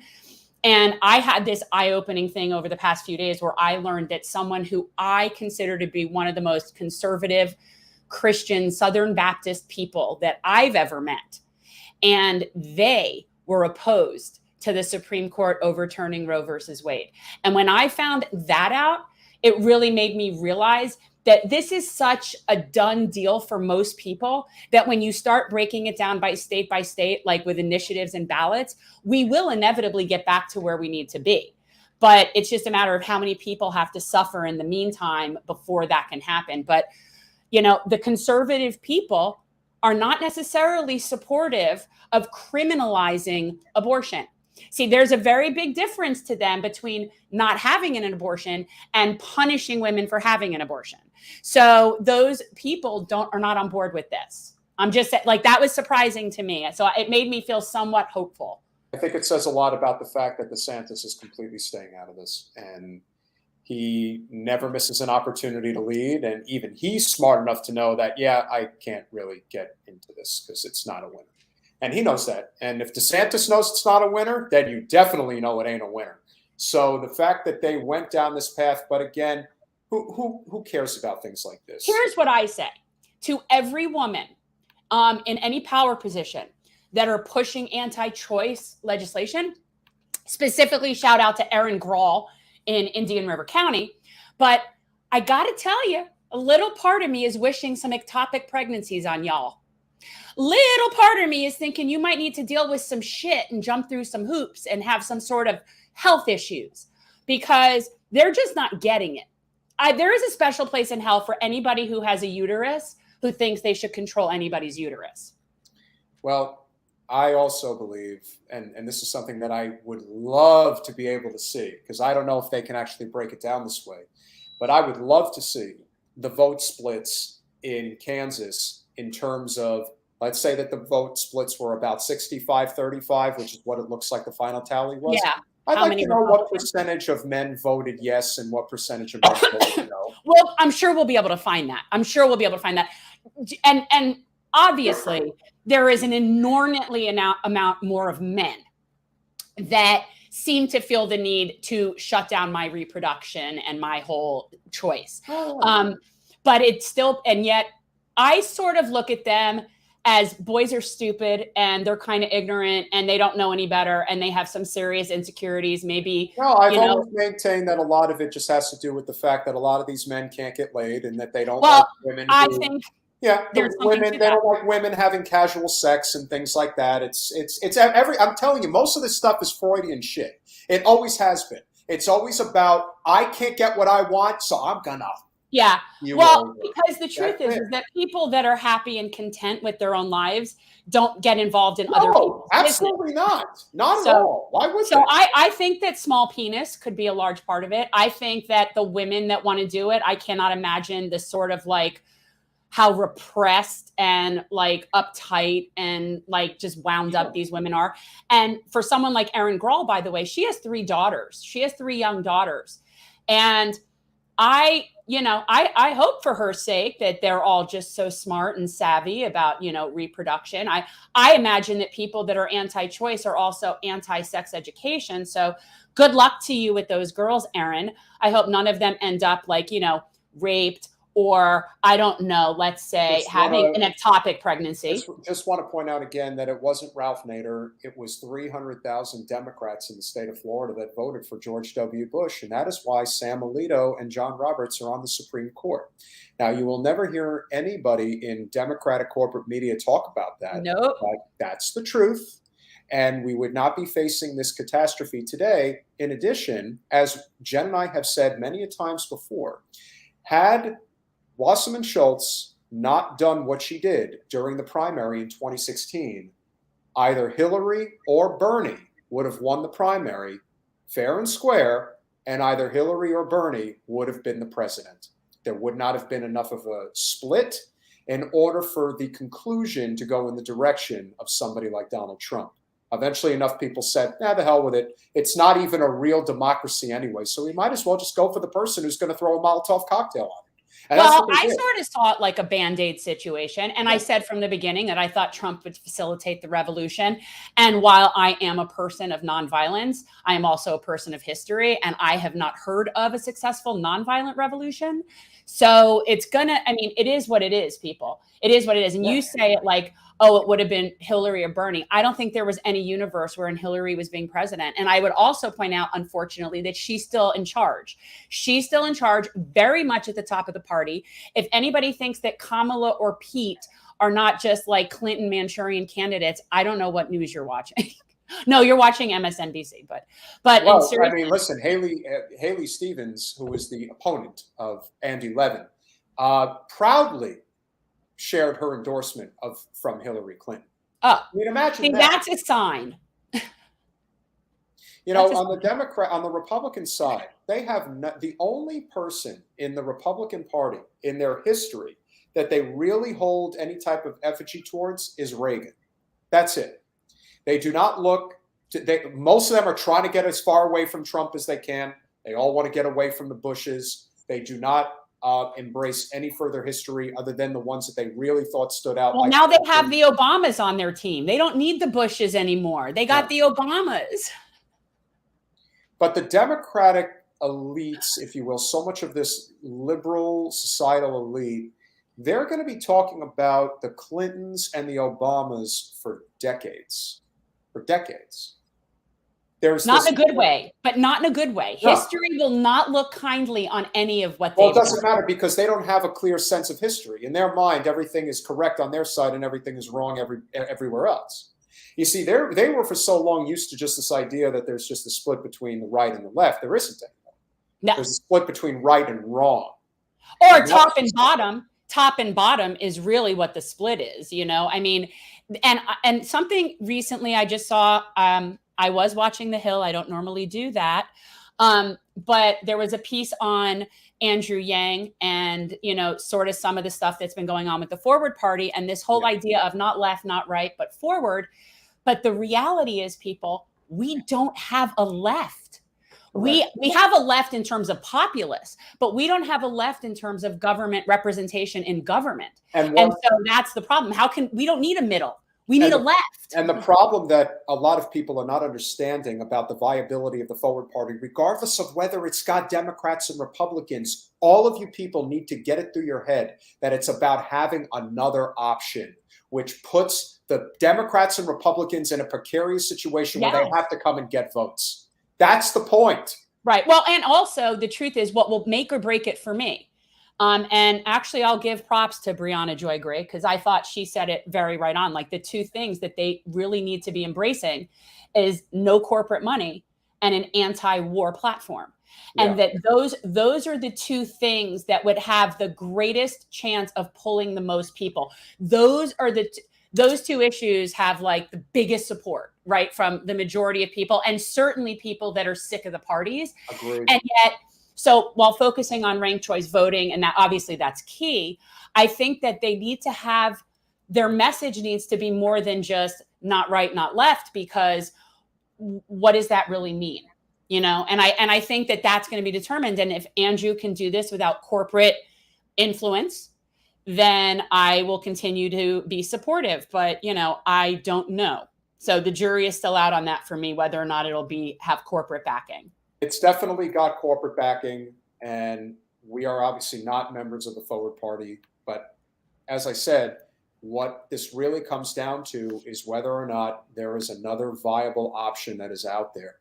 The second that a third option becomes viable is the second that the Democrats and Republicans have to fight for votes. Same problem is happening right now. And by the way, we will conclude on this note. Matthew Ho won his case. Woo! He is going to be on the ballot as a Green. And again, we have no love for the Greens whatsoever. But hey, don't say that. I have some love for the Greens. But okay. It's more about the fact that Matthew is a very solid candidate. Now, if the Democrat and Republican candidate in North Carolina, Sherry Beasley, by the way, I'm not buying your nonsense. Sell it elsewhere. Yeah, sell it elsewhere. If you don't support universal single-payer healthcare, you don't support healthcare for everyone. I want to hear about access to affordable healthcare. Let me tell you something.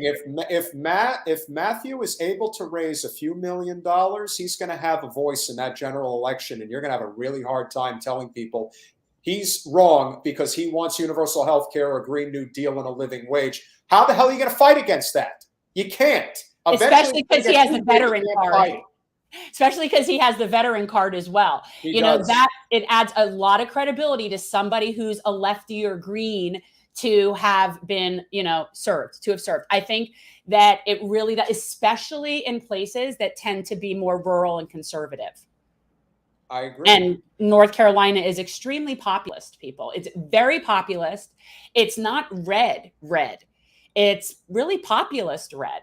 No, when you're in the South, you know, South Carolina's red, Tennessee is red. North Carolina is a very interesting mix. It is. And yeah, there are conservative people there, but again, the conservative people there are not as right wing as you would have them think they are, right? If I know the Southern Baptists that don't believe in prosecuting women for abortions, the right that is existing in reality is not as right as what is being portrayed by our representation, just the same as that we don't have a left. So I just think that it's not a conservative liberal problem. It's a rich and have not problem. And that's what this is. And I they're playing silly games with stupid stuff. They're trying to get Trump candidates. Democrats are trying to get Trump candidates in winning their primaries because they think it'll be easier to beat them. And didn't we know that Pied Piper strategy didn't serve us well? And they're still doing it now. Well, I don't understand. And like, how do the Democrats sit there and bash Trump on one hand, but then be endorsing or putting financial support behind Trump-backed candidates? And then saying, oh, because it'll be easier to beat them. You guys have a lot of faith in yourselves for people that have nothing. I don't know why you would think it would be easier to beat a crazy person with a person who is just a corporate whore. Well, 6 to 1, half a dozen to the other. Well, it's kind of like the argument that was made, regarding student loan debt. We put out a tweet that was very successful the other day as a result of everyone just acting like, oh, there's no time. We have to save democracy. It's like, do you not understand that the reason why student debt becomes one of the biggest talking points in politics is because that's the biggest financial burden that most, especially millennials and Gen Zers are facing? And they want to be able to live in a country where there's tuition-free public college, like there is in almost every other developed country. So the fact that this is a fight that even needs to be discussed is insane. Well, it's interesting because people really because our education is so bad, our education stays bad. So we're not taught things we're not properly taught history. So people have no frame of reference. But we didn't always have public K through 12, people. That wasn't always a thing.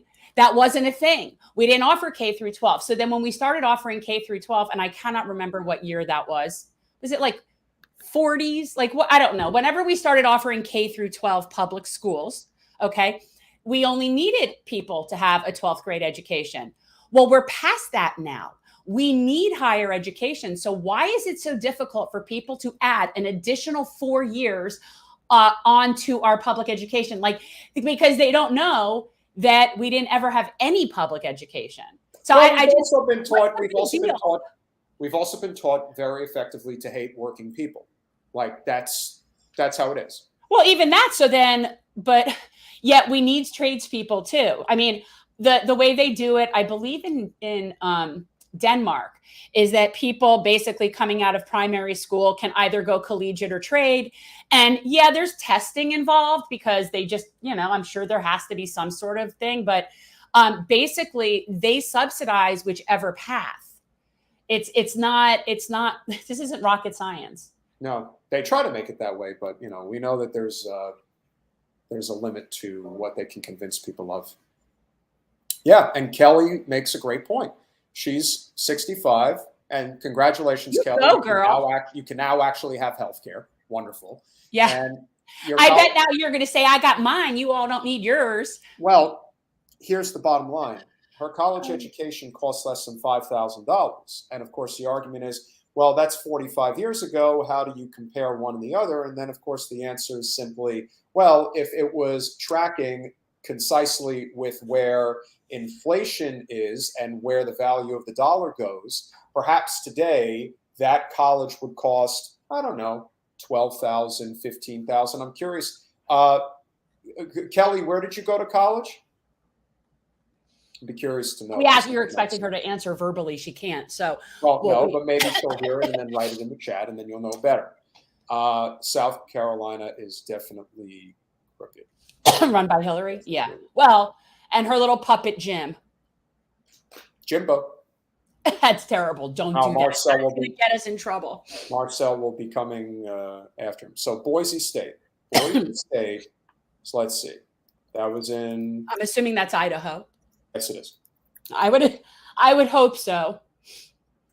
And so today, Boise State's tuition is in-state is $8,000 a year, which is great. That's actually very, very reasonable. But There out of are state, some states that are still North Carolina is very reasonable for in-state tuition. yes, but well, actually, the University of North Carolina is considered the best school for the dollar that you can go to in the United States. I know. If you're an in-state student. I'm a reject. I'm a reject. I should have saved all my reject letters. UNC to this day, I think, is only like $7,000 a year. So, with that said, if you're an out-of-state student wanting to go to Boise State, it would cost you $25,000 a year. So, comparing that, I don't have a problem with that. I don't have a problem with out-of-state premium. And then if you want to establish residency, being able to get in-state, if you want to jump through those hoops, I don't have a problem with that. Yeah. I just think every state should have whatever the state cost should be. Your state colleges, your public schools should just be free. Sure. You know, like K through 12. But again, the problem is that higher education is much better in certain states than it is in other states. So you got to keep that in mind. Well, I believe in federal subsidizing of education, and that there needs to be a baseline for everybody to get a quality education with local control over content based on what's needed in your area. All the more reason why we need a tuition-free public college with a specific focus on trade schools. Anyone who wants to learn a trade that is of value to the economy, could be a welder, could be a plumber, could be an electrician, it could be a mason, it doesn't matter. As far as I'm concerned, if you want to learn, we should be able to teach you, period. Yeah. And there are some schools, like there are some high schools, like public high schools, that have those programs where you can get your associate's degree. Like there are some schools that offer, and at those you can learn tech. Yeah. So like there are some things that do that is affordable, but it's for few and far between people that know where and how to find that. And it's very important. Why is this so difficult? Can't we just call it K through 16? I'm just going to start referring to this as K through 16. And I'm just going to keep saying that until it catches on, because really that's all we're talking about. Because unfortunately, our job is to inform as many people as possible in terms of how this all works. They don't really understand how it works. They assume that they do, and then they form conclusions about these things that make absolutely no sense. So with that said, we don't have a plan just yet. I'm not here next week, so it's gonna, it could be a whole week of pontificating with Peter. Well, we are going to have some very important guests that are going to be coming up on the show. We're not going to tell you when, but we will let you know. Nina Turner will be coming back to Generational Change very soon. We will have the very intelligent yet controversial Kim Iverson. She is going to come back to our podcast. I will yet again say I like Kim. I know her just personally, and I like her. And I hate people that crap on her because you don't agree with her. It's like, well, that's sort of the argument about Sam Lawrence, who came on the podcast. Yeah, today. We do not agree with everything that Sam says, but we certainly like what he's doing, and he's out there busting his butt trying to make a difference, and you got to applaud that.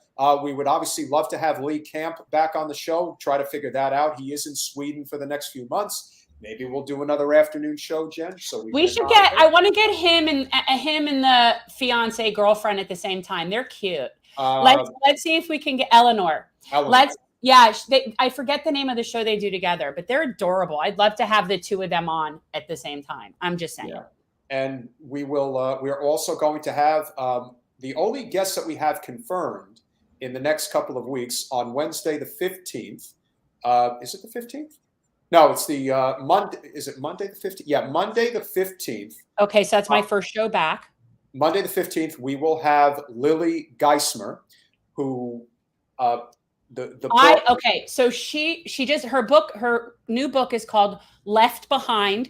I don't have it. I don't have it in front of me to tell the subtitle. It did come today, so you can have the hardback. I've been doing it audiobook. Okay. And it really is. This book is very interesting, guys. This is where we learn from where the Democrats went askew in terms of working class values and where it got completely corporatized. And it's a really good analysis. And I think this is how we have to learn and to be able to, evolve. So I'm looking forward to that.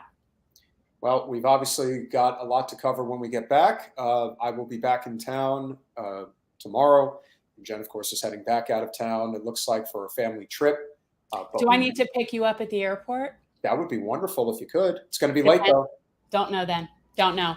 10. 10. It's right on the borderline.